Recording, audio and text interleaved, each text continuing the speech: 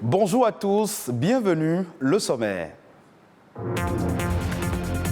Éradiquer l'esclavage sous toutes ses formes contemporaines, un défi à relever. Le débat refait surface ce 2 décembre à l'occasion de la célébration de la Journée internationale pour l'abolition de l'esclavage.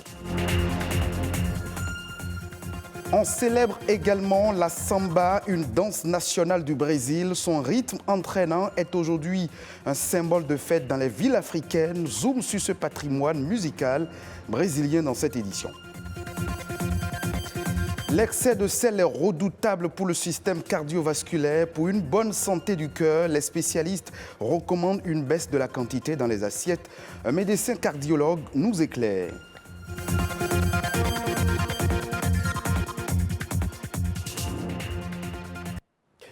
Mettre fin à l'héritage raciste de l'esclavage, un impératif mondial pour la justice. C'est le thème de l'édition 2021 de la Journée internationale pour l'abolition de l'esclavage, célébrée ce 2 décembre. Cette journée honore le souvenir de plus de 15 millions d'âmes brutalisées par un système esclavagiste qui a duré plus de 400 ans. Malgré son abolition, l'esclavage se poursuit encore, mais sous une forme plus moderne. Quitte de la réparation des préjugés causés, on en parle dans ce reportage. Environ 13 millions d'esclaves ont été de force embarqués de l'Afrique pour l'Amérique par des Européens du XVIe au XIXe siècle. La dernière esclave survivante amenée aux États-Unis en 1860 s'appelait Sally Smith. D'origine béninoise et de son vrai nom, Redoshi, elle a été enlevée dans un village de l'actuel Bénin à l'âge de 12 ans. Redoshi a servi comme esclave pendant plus de 70 ans dans une plantation jusqu'en 1937 à Alabama. L'esclavage, ça se pratique généralement sur le plan local. Mais l'esclavage s'est transformé en traite négrière lorsque ce circuit, ce commerce s'est internationalisé entre les 3 continents, notamment l'Europe, l'Afrique et l'Amérique.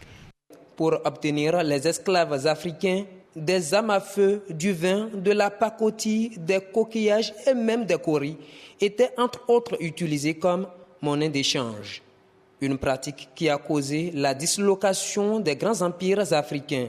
Déportés au cours de 4 siècles, près de 100 millions de jeunes du continent, ça a un impact irréfutable sur le développement.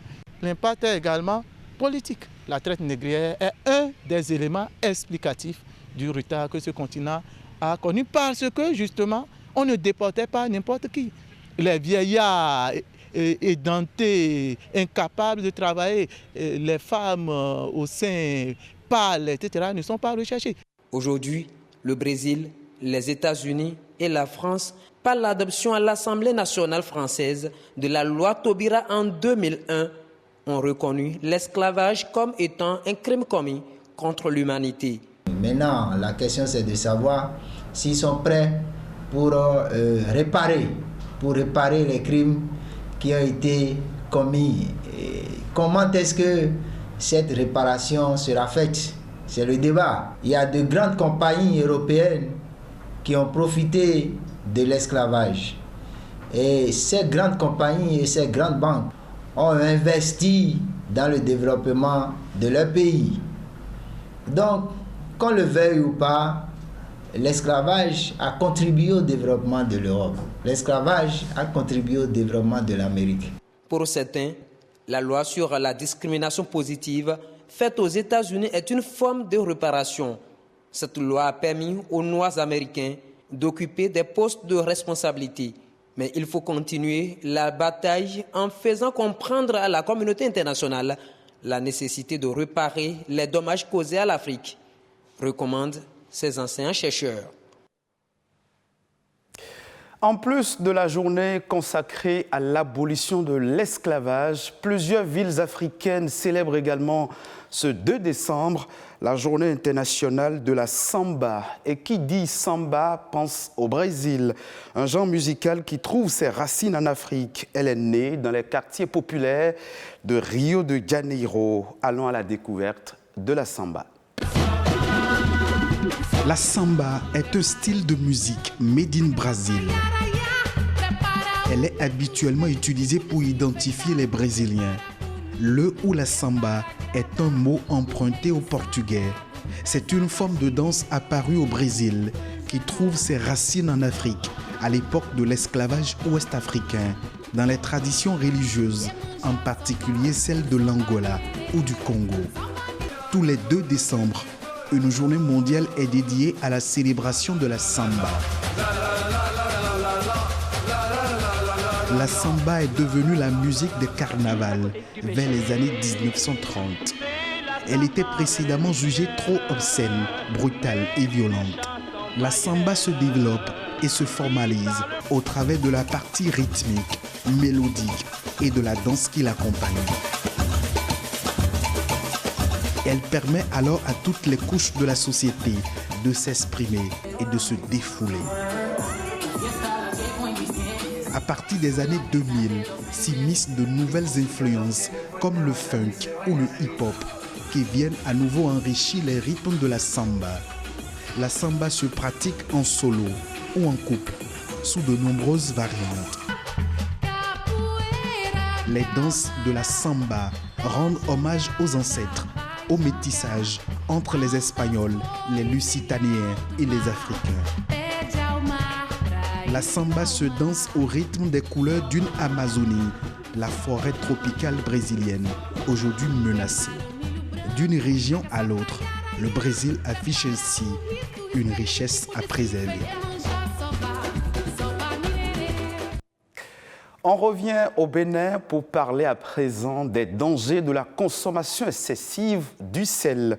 Une consommation qui peut avoir plusieurs conséquences sur la santé, notamment sur le cœur. À petite dose, le sel est indispensable pour le corps humain, mais l'excès favorise l'hypertension artérielle. Mieux, elle est à l'origine... La consommation excessive du sel est à l'origine de maladies cardiovasculaires et peut aussi causer la rétention d'eau. Latif Moussé est cardiologue. Il nous prodigue ici quelques conseils pour maintenir le cœur en bonne santé.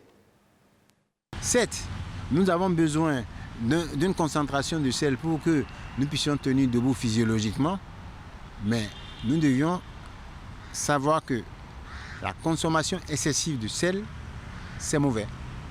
Donc, il ne faut pas dire le sel c'est la consommation excessive. C'est pour ça que, effectivement, le ministre a totalement raison en disant qu'il faut bannir l'excès de sel. Ce n'est pas bannir le sel, c'est bannir l'excès de sel. Un hypertendu, la première des choses qu'on va lui conseiller, en dehors de tous les autres conseils, c'est de diminuer la quantité de sel pour agir. Rien que la diminution de la quantité de sel permet de réduire le niveau de l'élévation de la tension. Il n'est pas indispensable de saler les aliments tant que, pour notre goût, ça passe. C'est pour ça que l'alimentation, mieux vaut ne pas du tout le saler en cours de cuisson et le saler à table un tout petit peu. Et on est parti, c'est soi-même qui sale son aliment. Ça permet de savoir que, oui, je veux saler mon aliment, je mets une petite quantité dedans. Mais il est capital de faire en sorte que toute la famille ait le même comportement alimentaire dès le bas âge, surtout chez les enfants. C'est ça qui sera gardé et c'est ça qui va préserver le capital de vieillissement de leurs artères. Donc si on veut vivre longtemps, avec pas du tout, très peu de maladies du cœur et des vaisseaux, avec pas du tout de cancer, avec pas du tout des maladies vraiment chroniques comme les problèmes respiratoires, etc. Il est important de savoir se donner le temps de marcher, de savoir se donner le temps du loisir, du bien-être, de ne pas rester confiné et de garder le sourire et en gardant la tolérance pour qu'on se donne la main de manière commune et se dire pour la cause de la vie, ensemble nous restons avec le cœur. Dans la suite de cette édition, Rodrigue Babagbito nous propose un condensé de l'actualité nationale. Je vous invite à suivre La Nation en bref de ce jeudi.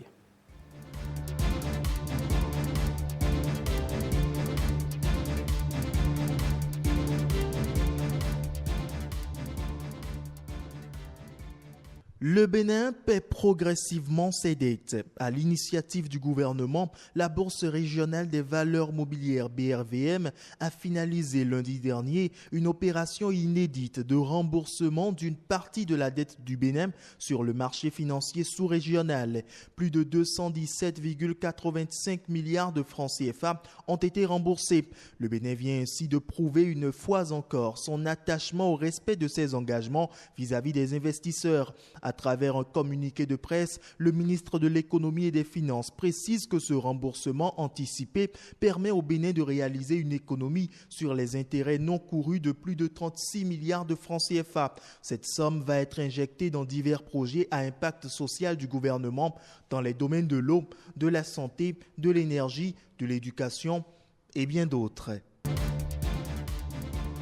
Ce lundi, le président de la Cour suprême était face à la commission budgétaire du Parlement. La Cour suprême plaide pour un complément de ressources additionnelles estimé à plus de 845 millions de francs CFA. Ce montant va permettre de renforcer l'enveloppe budgétaire de près d'1,960 milliard de francs CFA alloués à l'institution au titre de 2022. Selon Dandy Nyamou, conseillère et secrétaire générale de la Cour, l'institution a besoin de financements importants pour répondre à un défi, celui de rendre une justice accessible et dans un délai raisonnable. Cette vision implique une rénovation de l'activité de la Cour suprême à l'aide de la numérisation et de la digitalisation.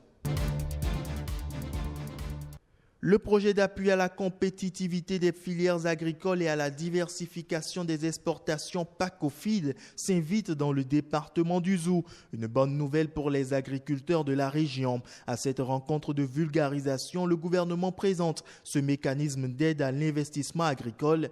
Le projet va permettre aux acteurs de bénéficier de montants allant de 3 millions à 59 millions de francs CFA. Les cibles sont les micro-opérateurs de l'agroalimentaire, les coopératives, les pépinières et les prestataires de services agricoles. Le PACOFID a pour objectif de moderniser l'agriculture et d'améliorer le volume des exportations.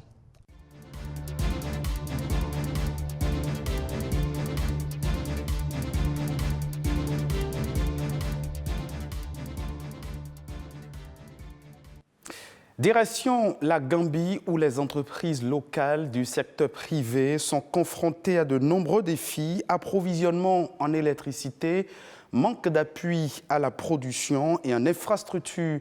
Nos confrères de France 24 ont rencontré une jeune patronne d'entreprise qui rêve d'un climat des affaires favorable. Il est 13h, Fatoumata et son équipe lancent enfin leur production. La petite unité de transformation de plantes traditionnelles doit faire avec les contraintes locales. Le courant est revenu, on peut commencer. Nous allons travailler jusqu'à 17h. Fatoumata est rentrée du Bénin dès 2017. Aujourd'hui, elle exporte ses tisanes à l'international. Un succès qu'elle met sur le compte de l'embellie du climat des affaires ces dernières années. Je suis heureuse. Je peux dire que depuis que j'ai démarré, les choses vont dans le bon sens. Les affaires ne s'arrêtent pas. Les gens apprécient vraiment ce que je fais. Ils adorent mes tisanes. Fatoumata, 29 ans, est à la tête d'une équipe d'une vingtaine de jeunes. La réussite de son entreprise est une aubaine pour Lamine, le comptable. Ça m'a vraiment sauvé la vie. En 2016, j'étais désespéré. Je voulais émigrer à tout prix. Mais grâce à la directrice et à la croissance de l'entreprise, je m'en sors bien. L'entreprise projette d'acquérir de nouvelles machines. Les défis restent toutefois nombreux en Gambie pour le secteur privé.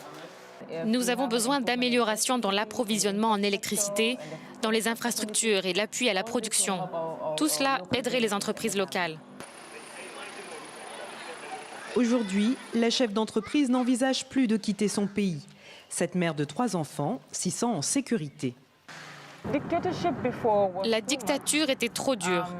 On n'entendait que des gens se faisaient arrêter. Maintenant, on peut sortir librement, faire ce qu'on veut. Personne ne vous embête. Je suis heureuse ici avec mes enfants et ils aiment être là. L'économie gambienne était sur une bonne lancée depuis la transition de 2016.